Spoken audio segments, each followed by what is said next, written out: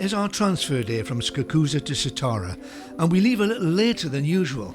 Something we often do on an extended trip, because having a few days with a later start just helps to keep us fresh and reduces tiredness, making those early morning sightings a little easier. Mustn't forget the key drop, something we have done in the past. But if that happens to you, just drop the key off at the next camp or at one of the gates and they'll send them back for you.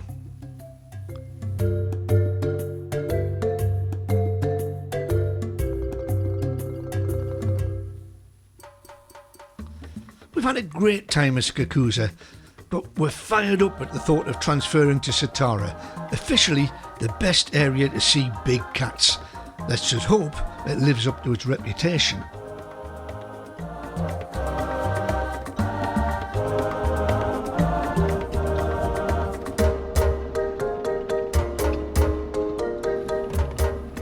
Not far out of Skukuza to the north, there are a couple of bridges which sometimes provide sightings, so let's make a stop to check them out.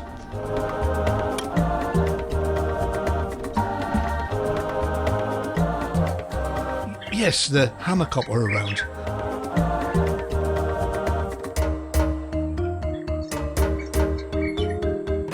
As it's this cormorant preparing to take flight.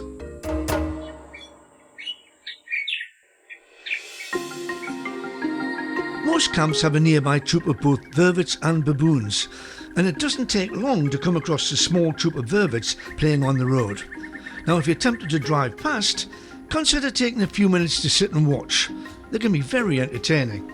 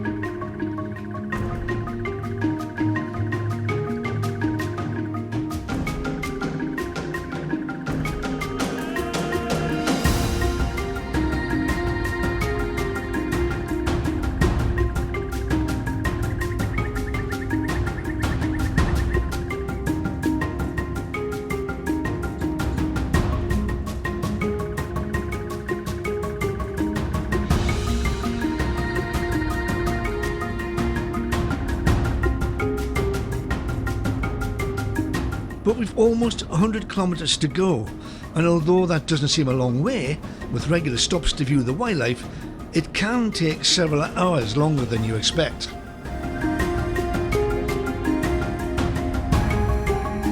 A little further up the road, we come across a family of hyena.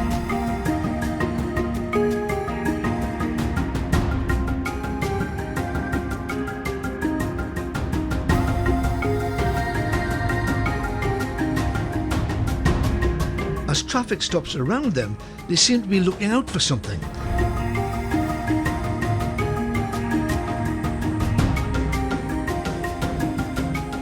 They're hanging around, staring and looking up at the sky, and they listen intently.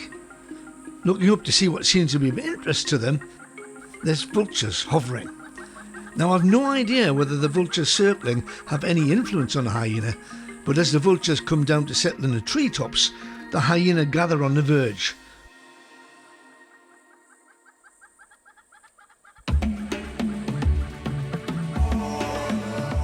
Before moving up the road to who knows where.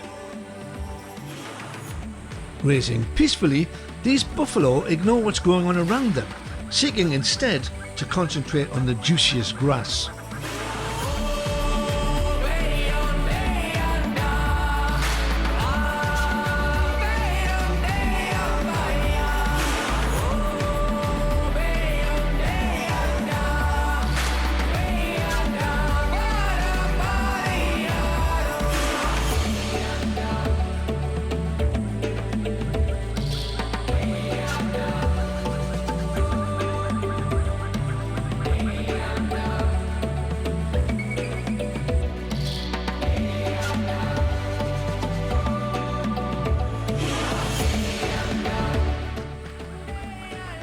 most often seen as a solitary bird, this Quran forages across the verge.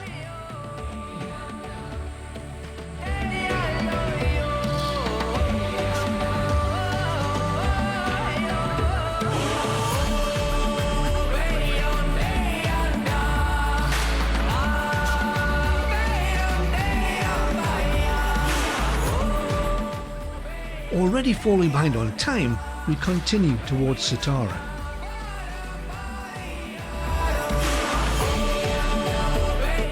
A small rider lion not far from the road.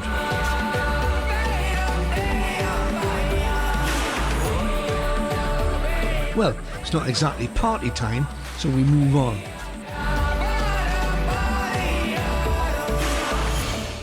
We always take the time to stop wherever we see water.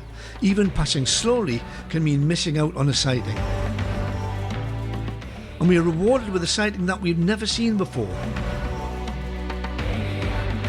A group of female knob-billed ducks with an Egyptian goose nearby.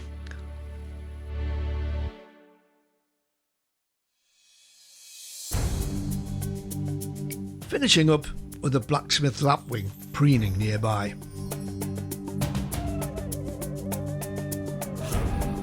Back to the road, a shadow appears in front of us.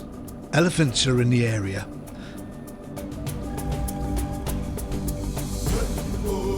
First to come into sight is this youngster,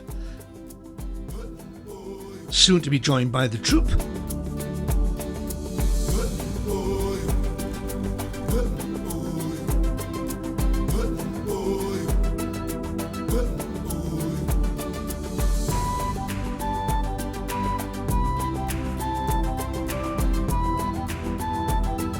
This time, ground feeding rather than foraging amongst the tree branches.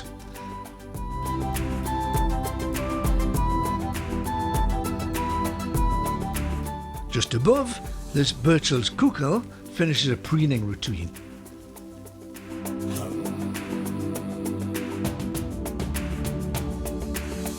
The wide variety of sightings continues with these giraffe crossing the road.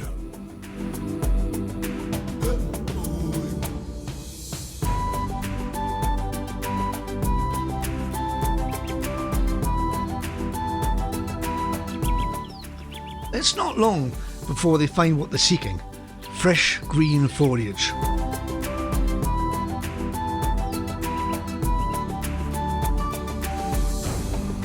The higher the branch, the juicier the leaves. More elephant. On this trip, we've seen more elephant than ever. The park is teeming with them.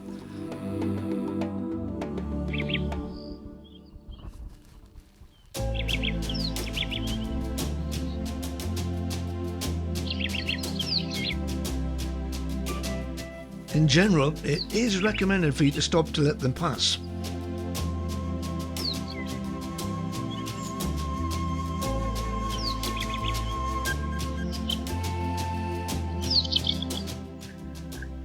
Nearby, water bucks graze, unaware of their close neighbours.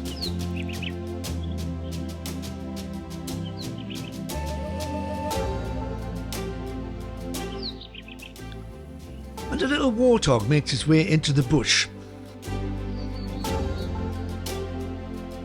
You've got to love the way that tail points upwards.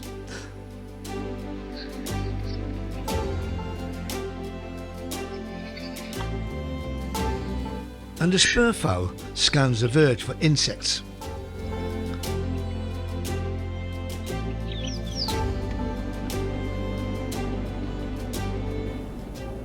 Finally, we arrive at Satara.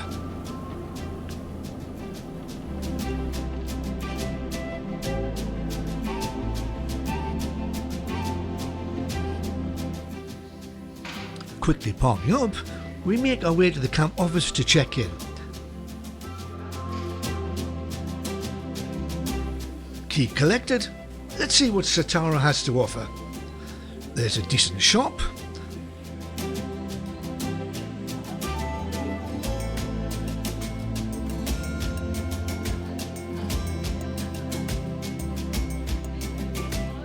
all the camp shops sell pretty much the same produce, plus a fair amount of souvenirs.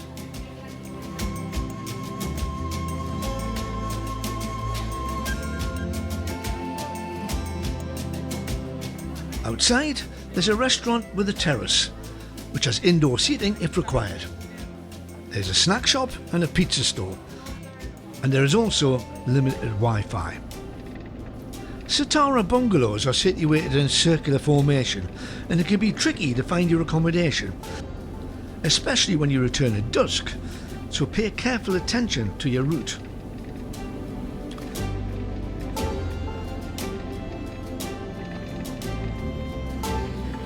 And this is our accommodation for the next 3 nights. These bungalows are excellent for socialising, with a seating area next to the braai, making it great for entertaining friends or extended family. There's a veranda with a small kitchen, and inside we have 3 comfortable beds,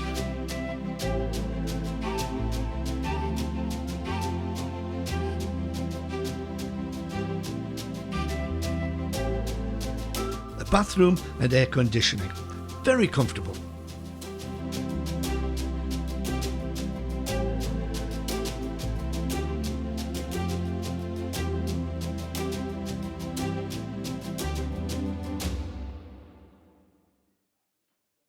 We go back to the restaurant for a meal and notice this little crested barbet was hopping about begging for food, something that is forbidden to give food to the wildlife, but sometimes ignored.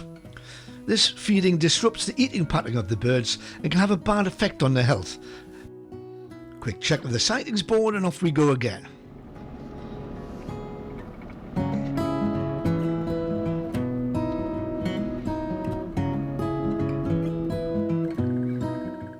A pretty little steenbok awaits us. These solitary animals are one of the smallest of the antelope family, and possibly the cutest.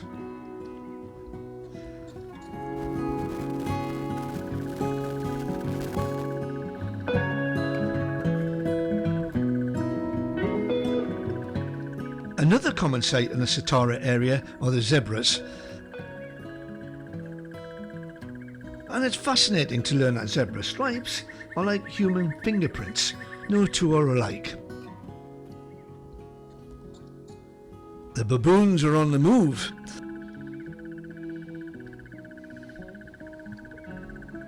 Mothers carrying the babies on their backs.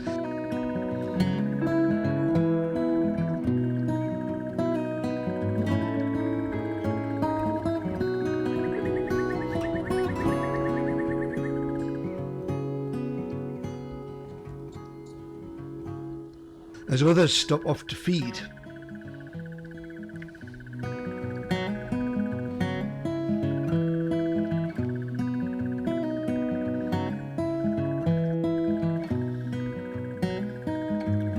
Our first Satara lion sighting. Much as expected, we see them sleeping the day through. They're not far from camp, so we'll check back in on them later. Uncomfortably close, but unaware, the lion's potential next meal grazes peacefully. As do these buffalo.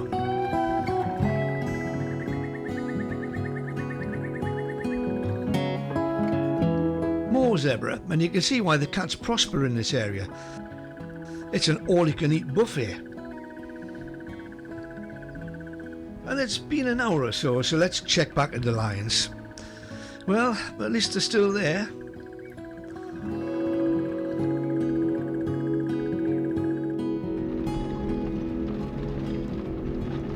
Turning off onto the track, we are chasing the light, but we reckon there's still more to see.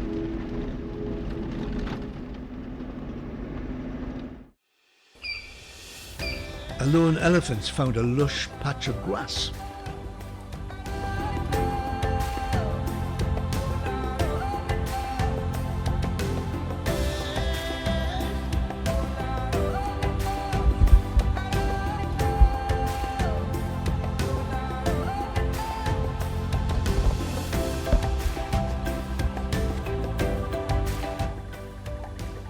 This trio of kudu stripped the hedgerow.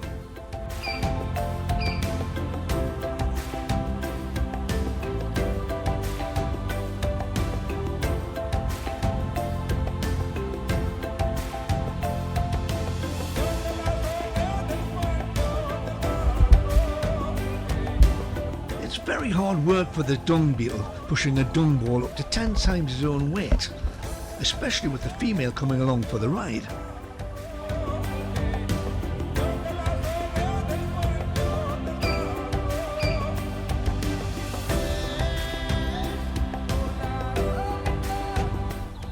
A magpie shrike keeps watch from a branch.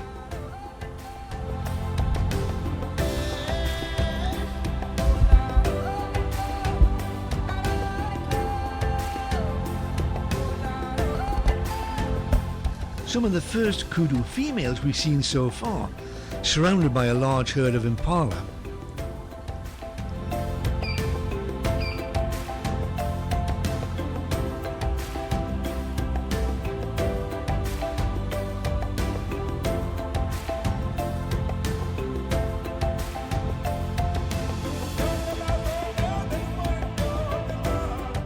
And with light fading, we make our way down the track